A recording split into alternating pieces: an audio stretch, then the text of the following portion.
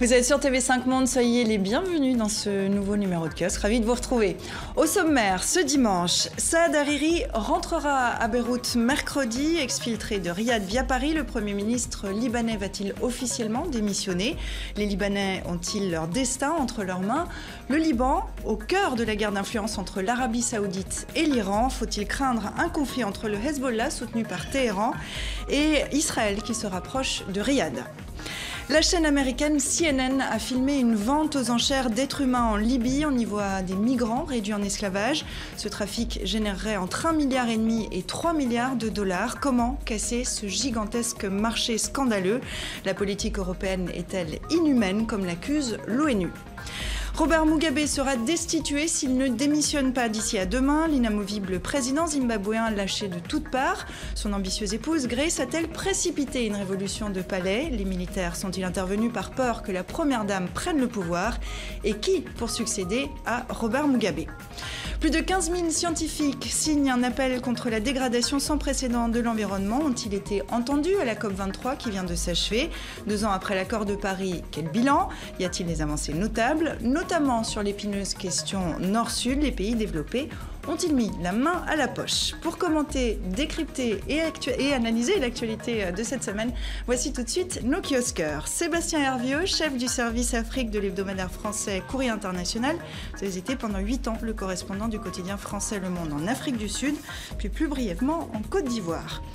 Oumia Ahmed Mikidash, rédactrice en chef du site eraenvironnement.com, formée en France et en Afrique du Sud. Vous êtes spécialisée dans le domaine du changement climatique, auparavant collaboratrice notamment pour le groupe de presse panafricain et ses publications et pour le Point Afrique. Ariane Bonzon, journaliste indépendante, chroniqueuse pour le magazine en ligne Slate.fr. Vous travaillez notamment sur la Turquie et le Proche-Orient où vous avez été correspondante pendant 20 ans. Et puis Akram Belkaïd, essayiste et journaliste au Monde diplomatique, collaborateur du quotidien d'Oran où vous tenez votre chronique du Blédard et du site d'information Orient 21 consacré au monde arabe et au Proche-Orient. Merci d'être ici en plateau ce dimanche pour faire un tour de l'actualité.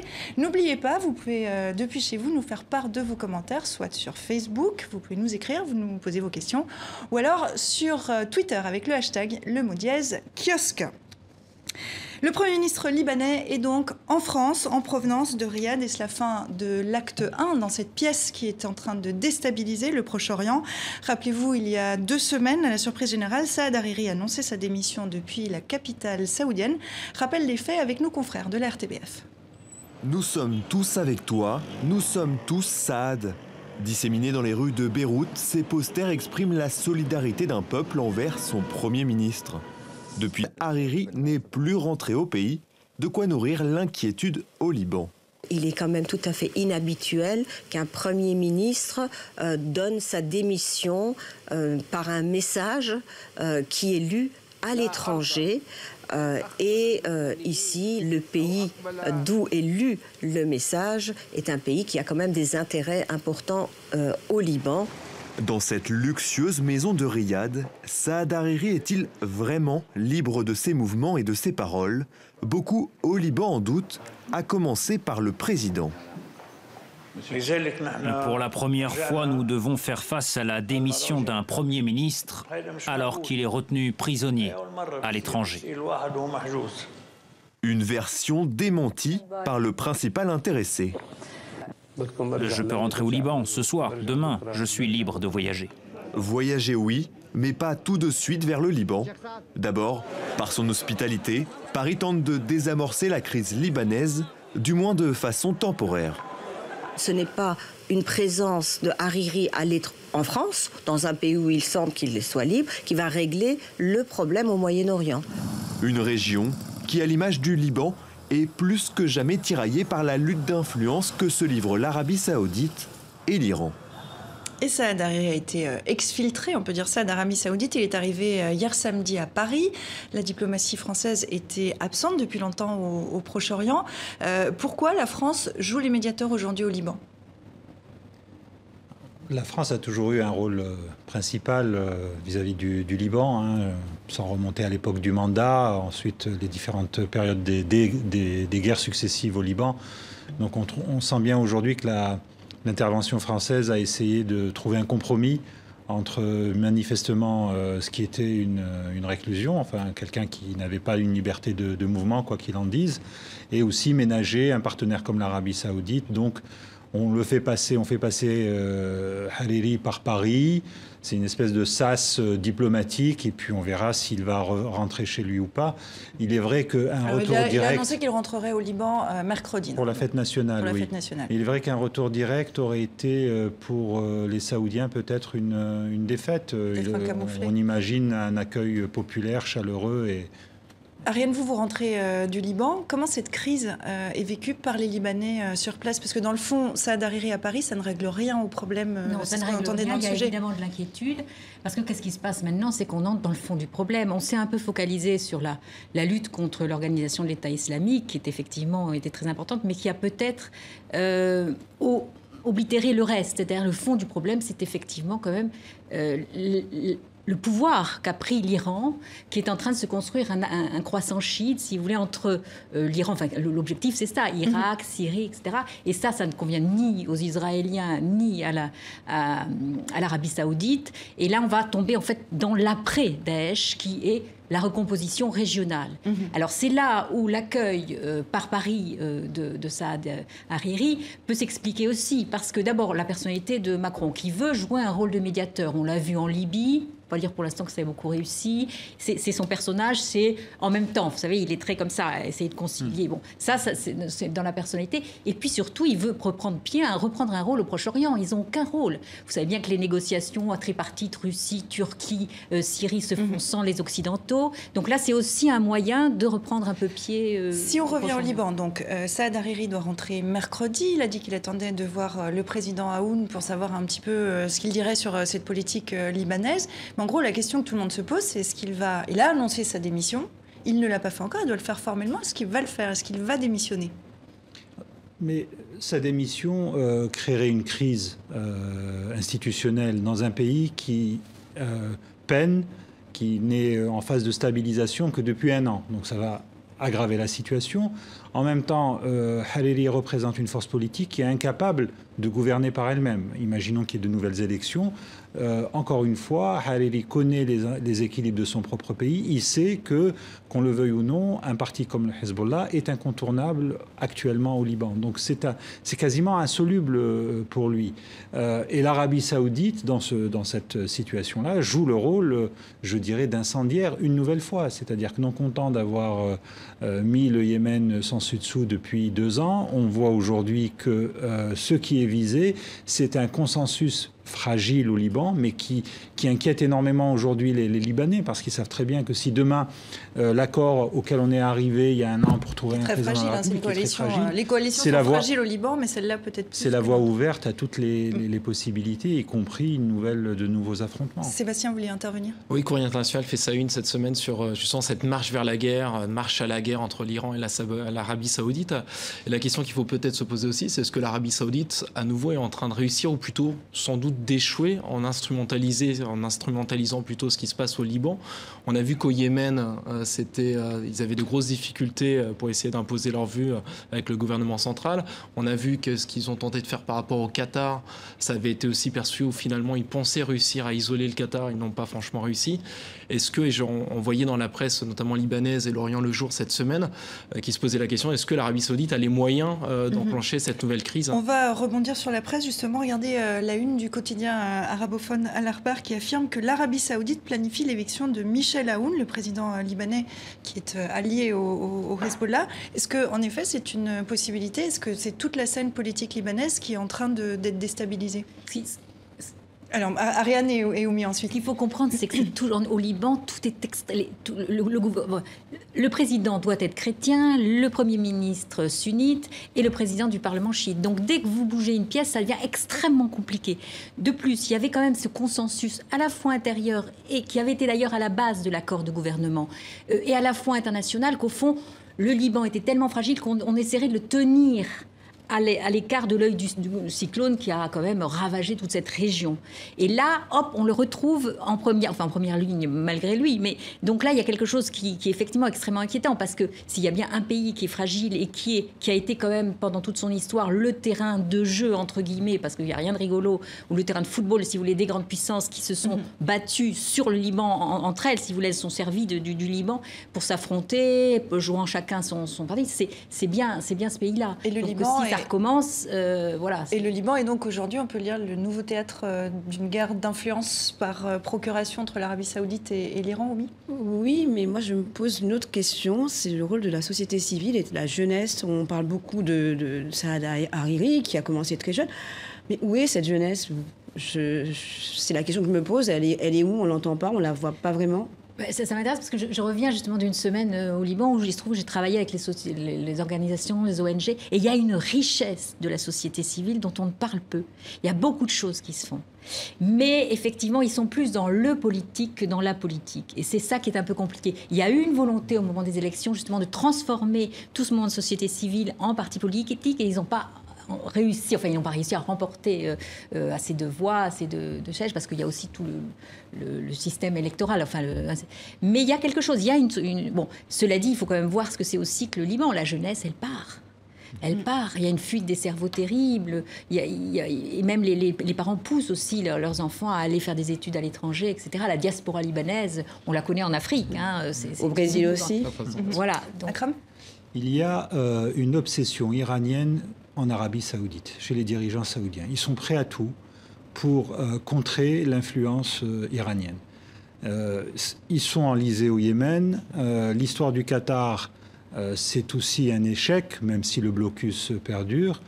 Et on sent aujourd'hui, alors il y a un jeu, une espèce de jeu d'appel du pied, de séduction de la diplomatie saoudienne, des autorités saoudiennes à l'égard de la plus grande puissance régionale qu'est Israël, qui consiste... Israël qui fait son entrée dans ce jeu, pardon, je vous coupe. Oui, ça devient... Israël qui devient un peu copain avec Riyad.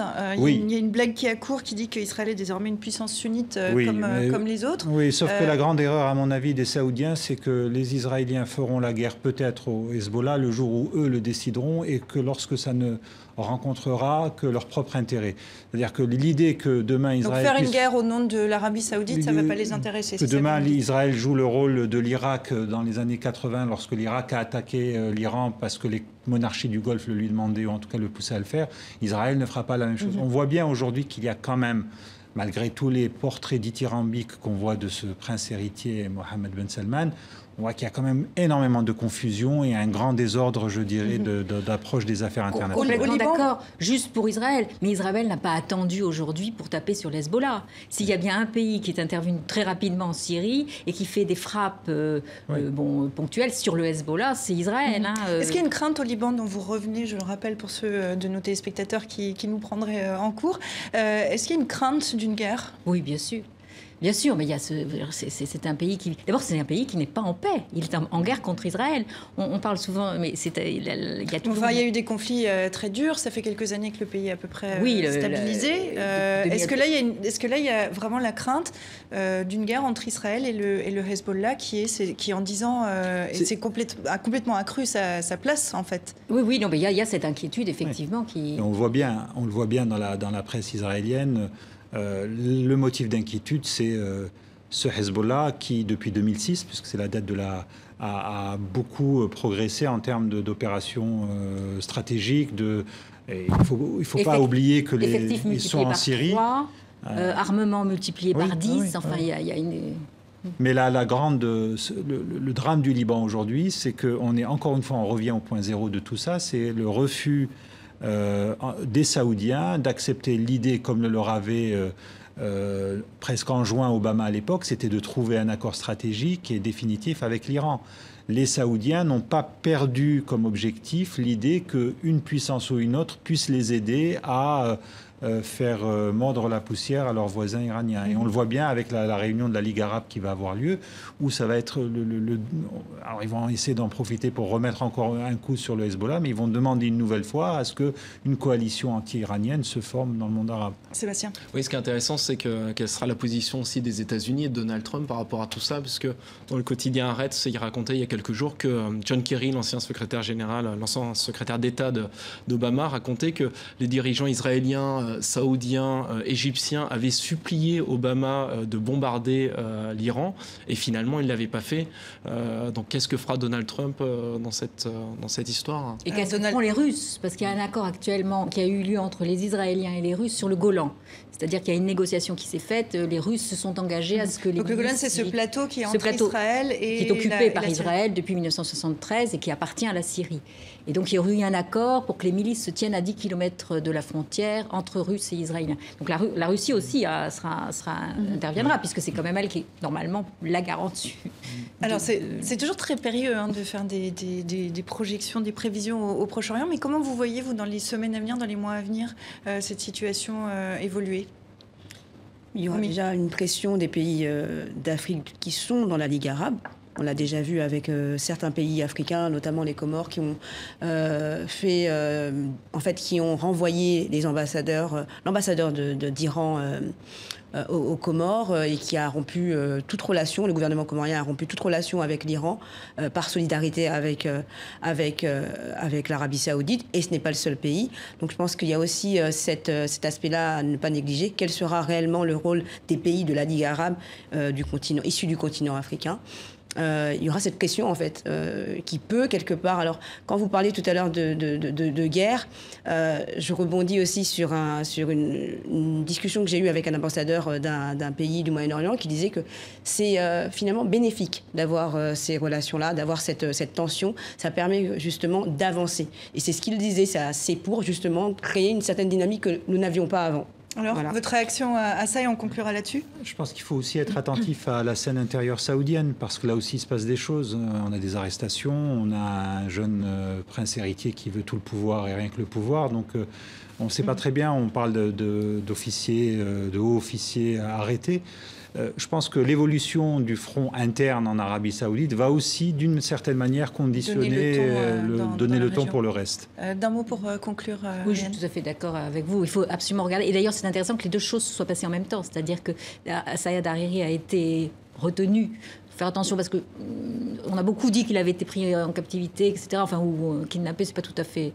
Je pense que le Hezbollah avait tout intérêt, et l'Iran ont tout intérêt à montrer ça. Mais la scène intérieure est effectivement, vous savez qu'il y avait une purge importante. Et oui, on en parlait largement la semaine dernière dans Kiosque.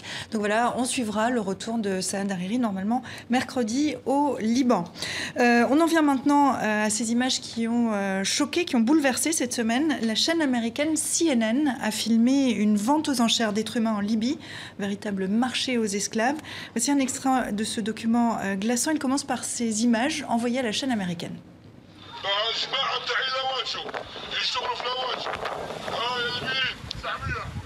A man addressing an unseen crowd. Big strong boys for farm work, he says. 400. 700. 700? 800. The numbers roll in. These men are sold for 1,200 Libyan pounds, $400 apiece. You are watching an auction of human beings. Dans la foulée, une équipe de CNN s'est rendue en Libye, a pu assister à la vente de 12 Nigériens dans ces marchés aux esclaves qui se dérouleraient 1 ou 2 fois par mois. Une réaction à ces images d'abord? Moi, je dirais bravo CNN d'avoir réussi à filmer ces marchés aux esclaves, mais c'est pas nouveau. Ça fait des mois qu'on le sait, qu'on le lit dans la presse, des gens qui ont des bonnes sources en tout cas. Donc c'est pas nouveau, et ça pose la question de cet accord de l'Union européenne qu'il passe avec la Libye, aussi avec d'autres pays africains. Et on a le sentiment que l'Union européenne prend la Libye comme une solution, alors que c'est sans doute peut-être un problème. Et ce qui est vu comme une solution à court terme pourrait être vraiment un problème à moyen long terme. Et toutes ces souffrances qu'on voit, et on le sait, il faut le redire encore une fois, c'est qu'à chaque étape de leur migration vers l'Europe, vers cet Eldorado européen, eh bien, il y a ces souffrances. Ils sont achetés, ils sont revendus. Ils sont achetés, ils sont revendus. Ils sont tapés. Et on a des scènes de torture qui sont racontées par ces témoins une fois qu'ils ont fini ce périple. C'est insoutenable, effectivement. Voilà. Mais sur ces images, quand vous les avez vues, Oumi ? C'est scandaleux. C'est scandaleux parce qu'on retourne en arrière et c'est vrai que ça existe. Pas seulement entre la Libye et l'Europe, mais d'autres pays d'Afrique sont touchés et d'autres pays du Moyen-Orient aussi le sont. Et la question qu'on doit se poser, c'est réellement quel est le rôle de l'Union européenne. Il y a quelques années, on parlait beaucoup de Tripoli et de l'Italie par rapport à Lampedusa. Aujourd'hui, on a dépassé cette étape, mais en même temps, il y a un réel problème d'intégration de cette jeunesse. Parce que si vraiment on veut stopper cette migration, il faut donner les moyens. Et pour le moment, les moyens ne sont pas là. Donc les accords qu'il y a entre l'Union européenne et l'Afrique, dans quelques jours, il y aura le sommet UE-Afrique. C'est aussi l'opportunité d'en parler. De parler de ces accords-là. Et je pense que c'est peut-être aussi par rapport à ça que ces jeunes s'en vont maintenant. Ce qu'a fait CNN, c'est très bien, mais peut-être que quelque part, il y a beaucoup de complices. Comment CNN s'est approprié cette vidéo. De nombreuses personnes se plaignent. La diaspora africaine à Paris s'est plaint hier. Il y a beaucoup de manifestations. Il faut savoir aussi qu'il y a une chose qu'on ne dit pas. Ces personnes qui partent de leur pays sont finalement aussi soutenues par leur famille. On vend des terres pour que ces personnes partent. On croit aux passeurs. Quand je dis on croit, ce sont les familles qui croient en ces passeurs. Donc il y a aussi le gouvernement qui est peut-être le gouvernement d'Afrique qui sont peut-être complices, mais il faut se poser aussi la question de cette Union européenne qui, elle, quelque part, veut justement que ces Africains ne viennent pas. Et réellement, la question qu'on doit se poser, c'est quel sera le rôle de ce sommet UE-Afrique et quelle sera la finalité des discussions, notamment sommet qui aura lieu dans 10 jours et le président Issoufou demande à ce que ça soit ajouté à l'ordre du jour. Est-ce qu'il y a, parce que c'est ce que vous disiez, Sébastien, si on suit ce que dit l'OIM, l'Office international d'immigration, l'Organisation internationale d'immigration, on sait bien que le phénomène n'est pas nouveau. Est-ce qu'il y a une prise de conscience? Est-ce qu'il fallait ces images? Est-ce qu'il fallait être choqué pour qu'il y ait une prise de conscience dans l'opinion publique? Peut-être déjà. En Mauritanie, c'est en 81 simplement. En Mauritanie, ça continue. Je crois qu'il y a... Bon, ce qui est nouveau, c'est tout cet afflux d'immigrants qui posent une nouvelle question. C'est-à-dire d'abord par l'ampleur. Et alors, vous le dites très bien, c'est le problème de l'accord avec l'Union européenne. En fait, ils essayent de refaire ce qu'ils ont voulu faire avec la Turquie. Vous savez qu'avec la Turquie, ils ont fait un accord selon lequel, si vous voulez, quand vous avez un migrant qui arrive, on peut le renvoyer en Turquie. Ça s'appelle l'accord de réadmission. Et puis, ils ont donné 6 milliards d'euros à la Turquie pour les réfugiés. Enfin bon, c'est étalé, c'est pas encore donné. La Turquie se plaint d'ailleurs de ne pas avoir reçu la totalité de l'argent. Bon, pour la Libye, c'est 200 millions d'euros qu'ils ont donné, et l'accord n'est pas encore bien finalisé. L'idée, je crois, de l'Union européenne, c'est de faire des camps sur place, c'est-à-dire surtout pas d'empêcher que tous ces migrants viennent. C'est ça ce qui se joue, quoi. Mais je trouve ce qui est effectivement intéressant, c'est que ça a une nouvelle ampleur en raison des migrants, mais aussi ça rappelle toute la traite des esclaves par les Arabes. Et ça, c'est le sujet tabou. C'est que la traite noire, ça n'a pas été simplement la traite transatlantique. On pense même que la traite des Noirs par les Arabes, ça a été le double de ce que ça a été. Mais dans ces pays d'Afrique, il y a aussi des Noirs. Il y a aussi ce racisme qu'on retrouve aussi en Tunisie. Et je pense que toujours blâmer l'Africain parce que finalement il est complice, c'est trop facile. Aujourd'hui, il y a des réelles solutions. Il y a des réelles solutions qui se présentent à l'Afrique et ces solutions-là, elles sont quelque part diminuées par l'Union africaine. Et le rôle de l'Union africaine est un peu trop minimisé, je le trouve. Les gouvernements africains ont pris la mesure de ces problèmes. Mais quelque part, il y a aussi un complexe vis-à-vis du blanc. Et ça, on le dit pas souvent. Et dire les choses clairement, c'est très compliqué. Mais je pense que l'Union européenne a bien compris Il y a en ce moment une demande très forte de faire en sorte que la Libye sorte de l'Union africaine, mais je ne pense pas que ça soit la solution. La solution, c'est réellement faire en sorte que la connaissance soit à portée de tous. Et à partir du moment où il y a cette connaissance, je pense que ce complexe-là n'existera pas. Même si c'est dans les mémoires, même si ça reste très compliqué à faire sortir, mais tout doit se faire à travers la jeunesse. Et c'est cette jeunesse qui s'en va. Vous parlez du Niger. Le Niger a quand même un travail qui s'est fait... notamment sur les changements climatiques, mais c'est une commission Sahel qui est liée au G5 Sahel. Si aujourd'hui, le financement se fait par rapport à cette commission, peut-être que la solution des migrations pourra finalement être trouvée. Mais comment faire si, quelque part, on dissocie toutes les commissions, tous ces accords? On n'essaye pas de lier... Il faut une solution qui soit globale. Et c'est une solution qui doit venir du Nord et du Sud aussi. Du Nord et du Sud, avec quelque part... Alors, il y a eu, par exemple, cette réunion, Angela Merkel qui a reçu un certain nombre de présidents africains, qui, elle, dit, eh ben voilà, il faut apporter des investissements en Afrique pour que la jeunesse reste là-bas, etc. Est-ce que ça fonctionne? On en est où? Parce que cette réunion a lieu en juin de mémoire. On en est où, Akram? C'est un problème qui date depuis plusieurs décennies, c'est-à-dire comment faire en sorte que sur le continent, les conditions socio-économiques et politiques soient suffisamment bonnes pour retenir tous ces gens qui n'ont plus d'autres solution que de quitter le pays dans lequel ils sont nés. On n'a pas arrêté de dire que l'Afrique et le continent africain étaient l'avenir en termes d'économie, et puis on voit bien que les gens continuent à partir, même y compris au Maghreb, les gens continuent à partir. Ces images-là sont une ignominie, c'est un scandale absolu, mais comme vous l'avez dit, au printemps dernier, l'Organisation internationale des migrations qui est basée à Genève, avait déjà annoncé, avait parlé de ces ventes aux enchères.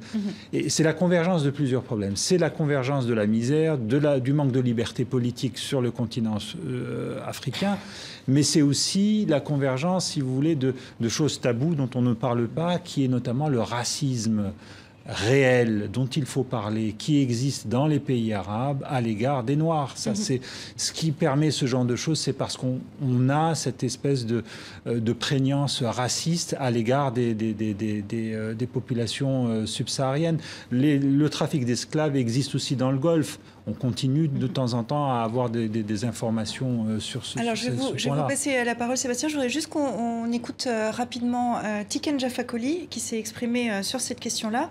Ce reportage de CNN a, je crois on peut le dire, suscité une onde de choc sur le continent. On l'écoute. En 2017, nos frères subissent le même sort que le sort que nos frères ont subi pendant l'esclavage aux États-Unis et partout dans le monde. Et ça, ce n'est pas normal. Ce n'est pas acceptable, je veux dire.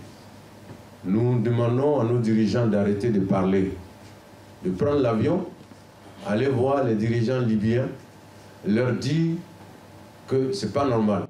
Bon, allez voir les dirigeants libyens, en l'occurrence, les dirigeants libyens, on ne sait pas qui ils sont. Ils ne sont pas identifiés. Ce que fait l'Union européenne avec la Libye, il y a quand même toute une série de jeux de dupes, et notamment aussi l'Italie qui essaie d'avoir des accords avec la Libye. On a un pouvoir politique en Libye qui est complètement instable. Donc il y a deux gouvernements. On sait que les milices qui torturent et qui rachètent ces migrants sont aussi celles qui sont parfois utilisées par le gouvernement libyen, celui d'Union nationale, pour encadrer ces migrants et les empêcher de partir. On sait que l'Italie, il y a quelques mois, a sans doute donné de l'argent à des milices directement pour essayer de régler le problème directement. Ça, c'est côté de la Libye. L'Union européenne a essayé de faire a conclu plusieurs accords avec des pays africains, 5 pays africains.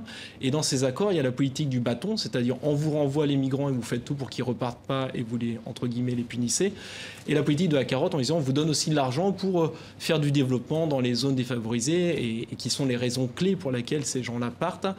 Et il faut aussi se poser la question des gouvernements africains qui récupèrent une partie de l'argent mais ne font pas justement ce développement. On n'essaie pas de développer des zones qui sont défavorisées dans une partie de leur pays pour toute une série de raisons. Donc les responsabilités, elles sont évidemment multiples, mais il ne faut pas oublier que les racines du problème, elles sont là. On a toute une série d'endroits dans certains pays qui ne sont pas développés, et tant qu'ils ne se seront pas développés... Pardon, juste une chose, parce que Tiken Jaffa-Koli, qu'on entendait là, a donné une longue allocution, il disait aussi, il n'y a pas de raison, vous faites ce que vous voulez, vous partez si vous voulez, c'est votre bon droit d'aller en Europe si vous le souhaitez, sauf que dans la réalité, on voit bien que c'est quand même plus compliqué d'aller vers le sud, du sud vers le nord que du nord vers le sud. Est-ce qu'il faut dissuader, et par quels moyens, ces jeunes, parce que vous disiez c'est souvent des jeunes, est-ce qu'il faut les dissuader? par l'éducation. Mais est-ce que c'est un droit aussi de l'éducation? Mais ce sont souvent des gens éduqués qui partent. Oui. Alors quand je dis par l'éducation, l'éducation de la valorisation. L'éducation de la valorisation de soi, l'éducation du bien-être dans le pays. Et ça, c'est vrai qu'il y a des zones qui ne sont pas développées. Il y a quand même un rôle de la diaspora qui est là. Il y a une diaspora qui construit. On la voit au Mali, on la voit aussi dans certaines parties du Niger, en Guinée. Je pense que l'essentiel n'est pas vraiment de dissuader, mais dissuader pourquoi. Aujourd'hui, on voit de nombreux Européens qui partent en Afrique, qui vont travailler en Afrique. Le chemin inverse se fait, mais parce que finalement, les Africains sont pauvres. Mais les Africains ne sont pas pauvres. À partir du moment où, dans l'éducation, on dit à l'enfant qu'il n'est pas pauvre, que son pays, même s'il a étudié, qu'il n'est pas pauvre, il pourra avancer. Mais dans ce cas de figure, c'est que même s'ils ont étudié, on leur a dit que leur pays est pauvre, qu'ils n'ont pas d'accompagnement. Et c'est l'accompagnement qui manque. Aujourd'hui, les responsabilités sont partagées. Les gouvernements africains et les pays de l'Union africaine, de l'Union européenne, pardon. Mais ce qu'il faut retenir aussi, c'est qu'en fait, il faut réellement qu'il y ait un système éducatif solide sur justement les ressources naturelles. Et là, ça pourra faire la différence. Je vous laisserai d'un mot conclure, Sébastien. Il va falloir qu'on avance un peu. Oui, non, je pense que c'est aussi la question de l'accès au visa, de pouvoir aller en Europe. Si on peut aller en Europe plus facilement pour aller faire des études et qu'on peut bouger plus facilement entre le continent européen et le continent africain, si on favorise ces allées et venues, je pense qu'il y aurait moins de pression aussi migratoire à absolument tenter d'aller en Europe. Une fois qu'on est en Europe, on y reste et on dit qu'on a réussi à ses familles. Alors qu'on sait très bien qu'on est... Le Gabon le fait. Le Gabon le fait. L'Allemagne, juste récemment, a refusé de nombreux visas de personnes qui sont bien établies en Afrique, qui ont une position bien établie en Afrique. Et pourtant, donc je pense que c'est aussi dans les mentalités... Il faut conclure. Je termine juste pour conclure. Je termine juste. Si aujourd'hui en Europe on travaille aussi pour faire en sorte que finalement ce continent soit valorisé, il y aura aussi de la part de ces jeunes Africains une valorisation de soi. Mais à partir du moment où, à travers les médias, on donne une image négative, c'est normal qu'ils se retrouvent dans cette situation-là. Alors on essaie de ne pas donner cette image négative, nous ici à TV5 Monde, vraiment. Pour conclure, je vais conclure moi, on va signaler cette une du Tagesspiegel, une initiative. Vendredi, le journal allemand a publié l'identité de 33 293 morts sur la route du continent européen depuis un quart de siècle. Une liste de 48 pages, des noms, des âges, des pays d'origine et la cause de la mort. Voilà pour ce thème qui nous passionne évidemment, qui donne lieu à des discussions très intéressantes. On va en venir maintenant à la situation au Zimbabwe, puisque je crois c'est aujourd'hui que ça se passe en Zimbabwe ce dimanche. On avait fini par le croire inamovible. Robert Mugabe règne d'une main de fer depuis l'indépendance du Zimbabwe en 1980. Il sera destitué par son parti s'il ne démissionne pas d'ici à demain. C'est en train de bouger très vite. À 93 ans, le plus vieux dirigeant en activité au monde est en train d'être lâché de tous les côtés. Est-ce qu'on est en train d'assister aujourd'hui même à la fin d'un très long règne? Rappelez-vous. Rien n'atteint l'inoxydable Robert Mugabe. Aux remarques sur ses assoupissements publics, le président de 93 ans répond qu'il s'économiser pour rester au pouvoir après 37 ans. Il avait pourtant toute la légitimité lorsqu'il apparaît dans la foulée de la décolonisation de l'ancienne Rhodésie. 10 ans de prison et autant encore dans la lutte armée. Le Zimbabwe naît avec Mugabe et sa rancœur contre les Blancs n'égale que sa méfiance face à ses rivaux. Son compagnon, Nkomo, est destitué après une révolte tribale en 83. L'armée mate la rébellion, 10 000 morts. Les Blancs, propriétaires terriens, seront marginalisés de la vie politique en 1987. Mugabe règne sans partage, parti unique, censure, torture. Les Blancs contrôlaient 70% des terres cultivables en assurant 80% des revenus du pays. Le vieux lion veut l'expropriation des fermiers blancs. Chose faite, il fuit et le pays plonge. 15 ans plus tard, ils sont 70% de chômeurs au Zimbabwe. Mugabe resserre la vis. Ses opposants comme Morgan Tsvangirai ont beau parler d'élections truquées, ils s'effacent. Reste le vieux lion, fidèle à sa caricature, un luxe décomplexé, des fêtes somptueuses, son épouse Grace épinglée pour ses frasques, son goût du luxe et du pouvoir, qui le fait trébucher avec ses ambitions présidentielles.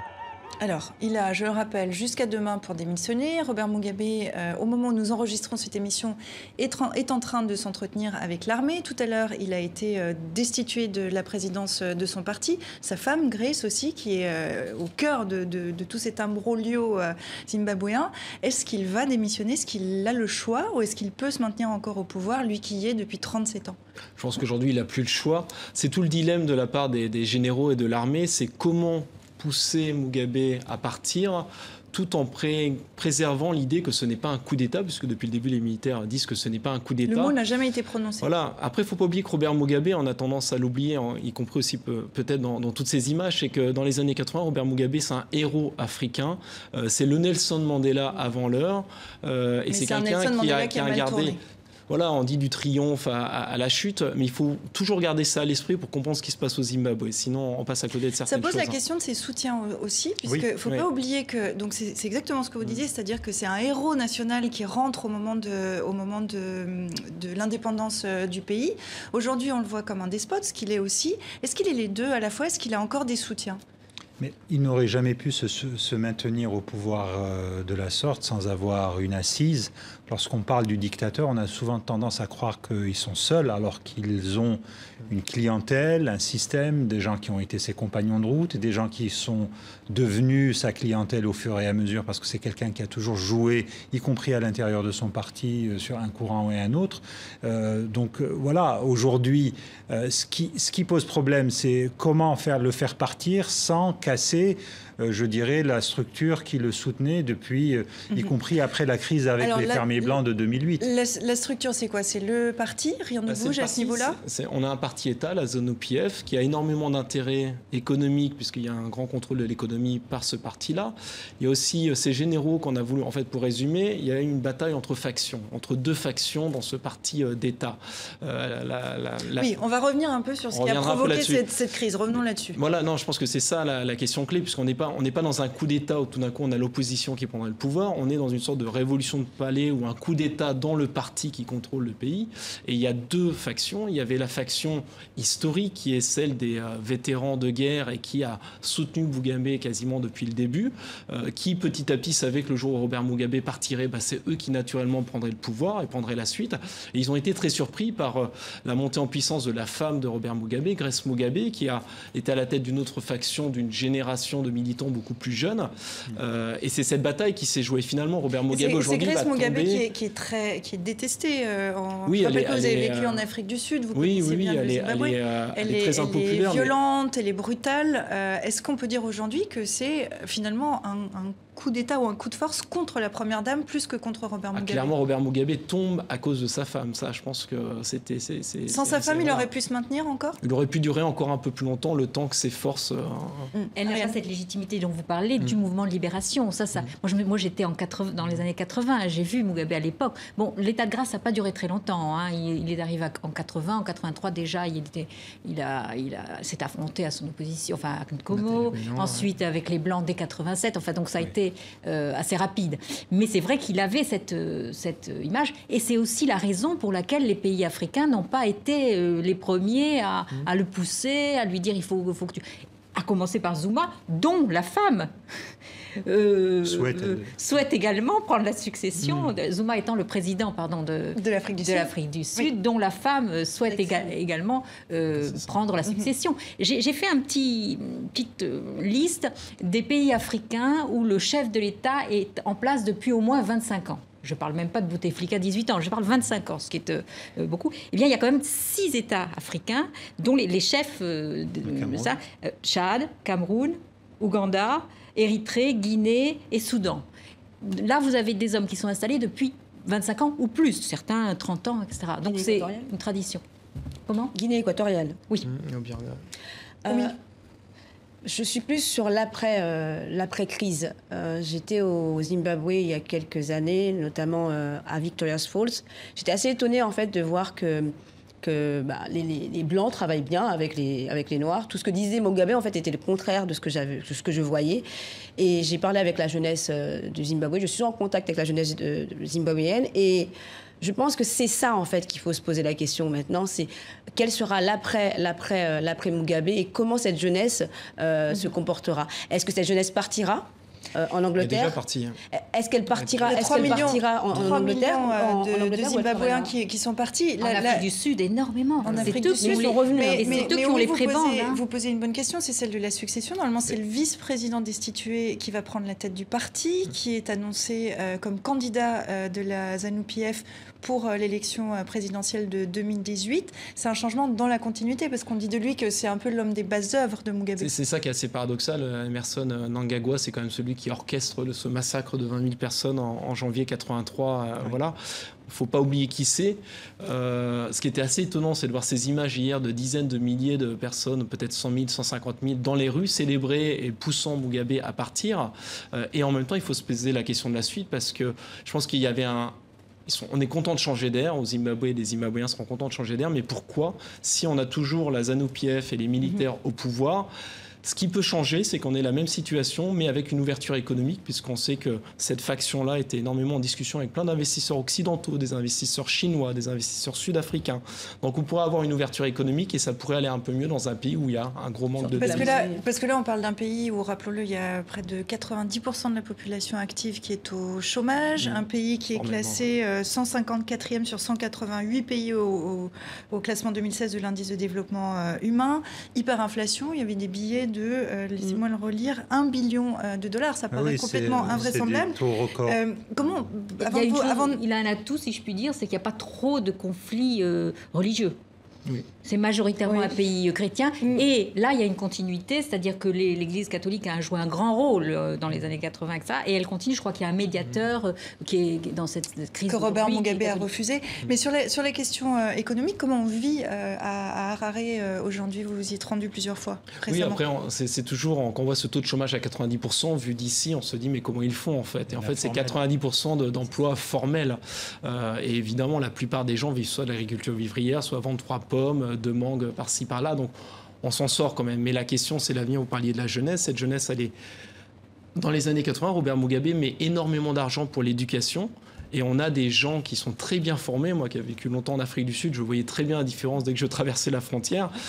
Aux Zimbabwéens, on a des gens très bien formés. Le problème, c'est que cette jeunesse est partie et ça fait longtemps maintenant que la crise dure. Donc ils ont eu le temps de partir et c'est pas sûr que même si ça a changé, ils reviendraient aujourd'hui. Je voudrais pas... Alors ils sont quand même... et Akram ensuite. Pardon. Non, oui, allez-y. Ils sont quand même, ces jeunes Zimbabwéens, en Afrique du Sud. Ils ont quand même étudié en Afrique du Sud. On les voit.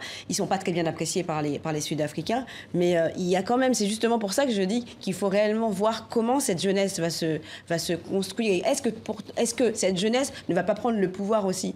Je l'ai vu en Allemagne, les délégations ont rajeuni. Donc en Allemagne, il y a la COP23. Les délégations africaines ont rajeuni. Ouais. La question qui se pose, vous posez celle de la jeunesse, je vais poser celle de la vieillesse. Je me réfère aux dirigeants africains alentours. Non, pas de vous, je ne me permettrai pas. De ces dirigeants africains qui doivent scruter ça d'un œil un peu circonspect. Est-ce que ça peut ouvrir les vannes à d'autres putsch ou coups de force mais on le voit bien dans la réaction des dirigeants. C'est qu'ils ne veulent absolument pas que Mugabe s'en aille comme ça, que ce soit Zuma ou les autres. On prend le cas du Cameroun, etc. En Afrique, on a tout de même un vrai problème d'alternance et d'acceptation de fin d'échéance électorale. On a plein de dirigeants qui promettent qu'ils se retireront au bout de 2 mandats et puis qui trafiquent ensuite les constitutions. Mais pour terminer avec Mugabe, je dirais que, on ne va pas le défendre pour son bilan qui est quand même catastrophique, mais il faut tout de même rappeler que il a aussi été le résultat d'une période, c'était l'affrontement Est-Ouest, l'ancienne puissance coloniale, les Britanniques ne l'ont pas beaucoup aidé malgré les promesses après l'indépendance, sur la question des terres notamment. Les fermiers blancs qu'on présente souvent comme étant des victimes ont aussi leur responsabilité dans le refus du partage des richesses. Je dirais que pour moi, ça illustre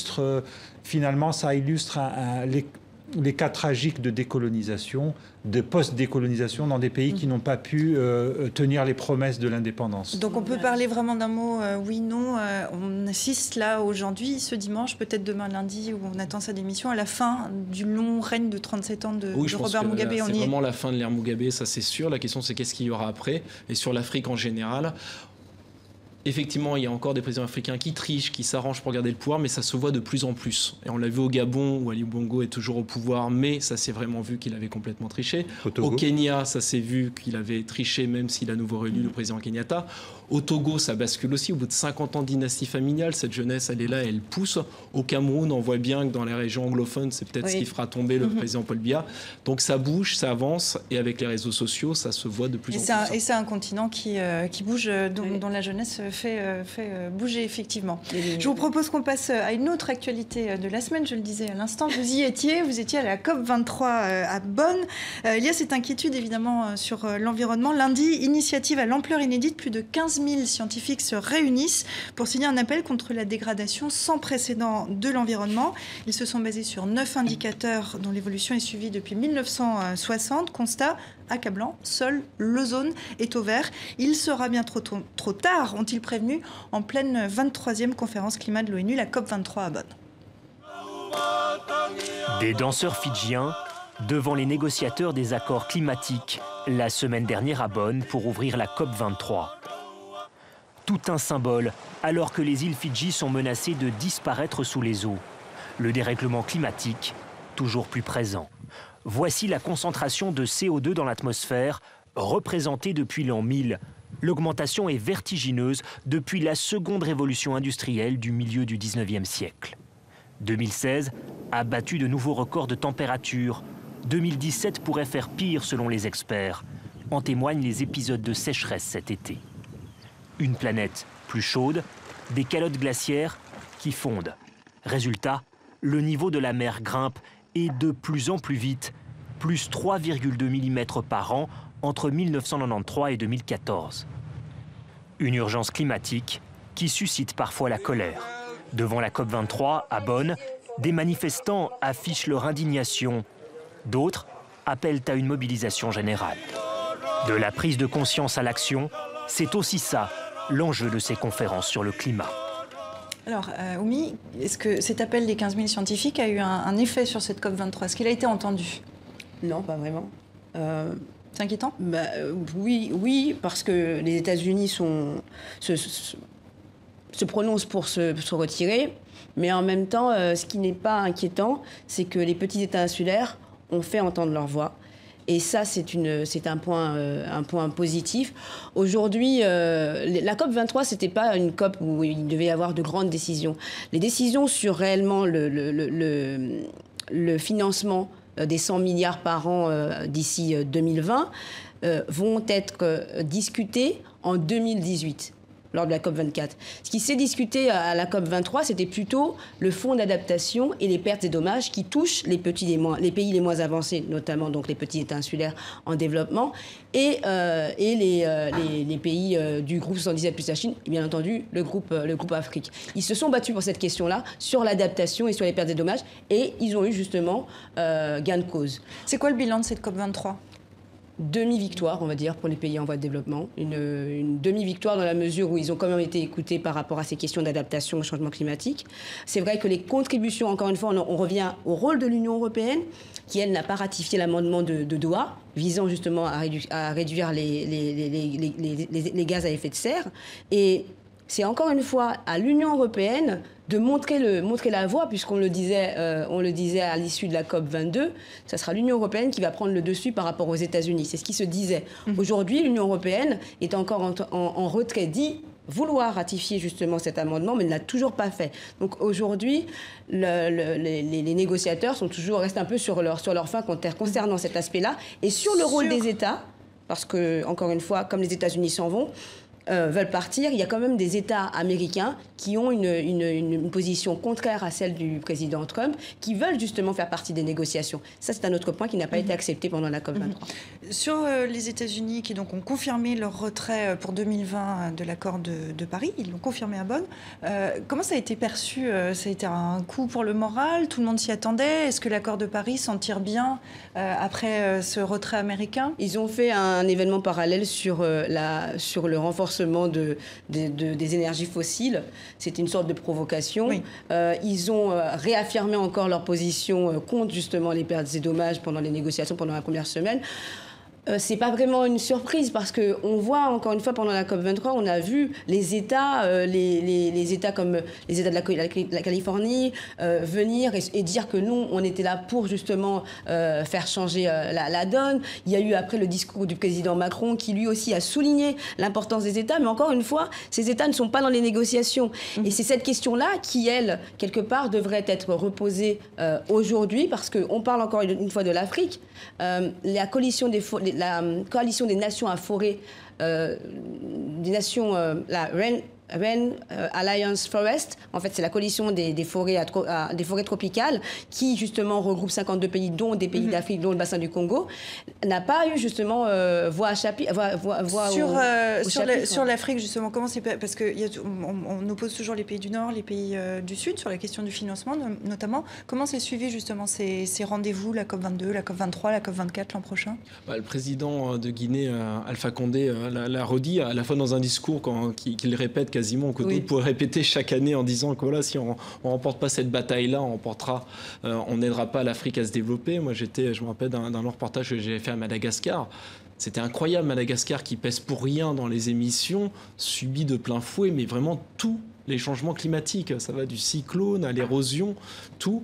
Et il y avait une grande attente par rapport au financement et on espère que tout ce qui a été dit sera concrétisé. Et c'était surtout ça la question qui était posée. Pour l'instant, seule l'Allemagne a fait des promesses concrètes. 50 millions d'euros pour l'adaptation. Le gros problème qui se pose, c'est qu'à la COP21, il y a eu en fait une présentation, en amont de la COP21, il y a eu une présentation des contributions nationales qui ont été présentées par les pays d'Afrique. Aujourd'hui, pour la mise en œuvre, on demande aux Africains de le faire. L'Afrique n'a pas l'argent, mais en même temps, les pays du Nord ne lèvent pas le petit doigt pour justement mettre en œuvre leur contribution nationale ou élever leur ambition, leur niveau d'ambition. Donc c'est vrai que c'est paradoxal et selon la société civile, il y a un réel déséquilibre entre ce que demande l'Union européenne et les pays du Nord en général et ce que font les pays du Sud. On a eu un bon exemple, un cas pratique pour dire ça comme ça, cette année qui a été marqué par des événements climatiques exceptionnels, notamment dans l'Atlantique, dans les Caraïbes, cet ouragan Irma qui a été dévastateur,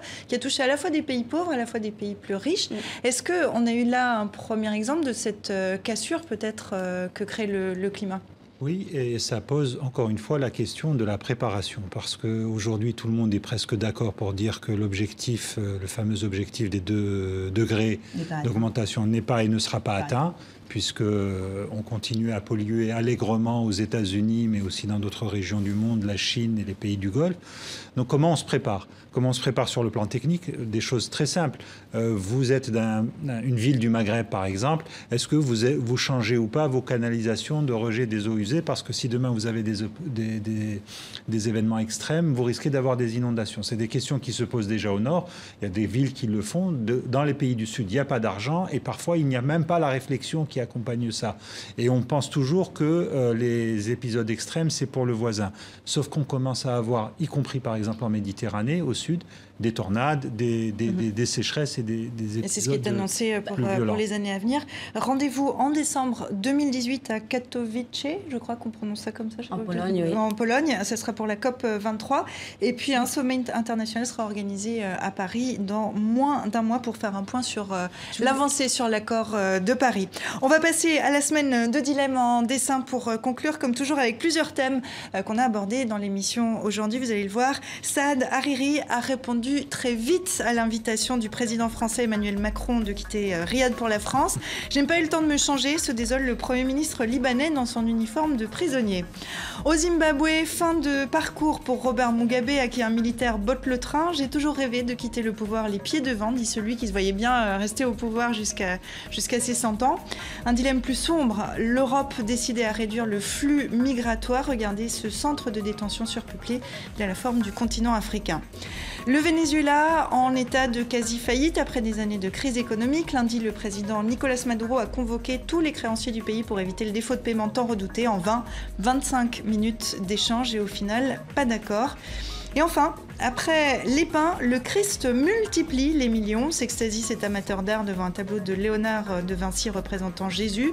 Le Salvator Mundi s'est adjugé mercredi à plus de 450 millions de dollars, record absolu.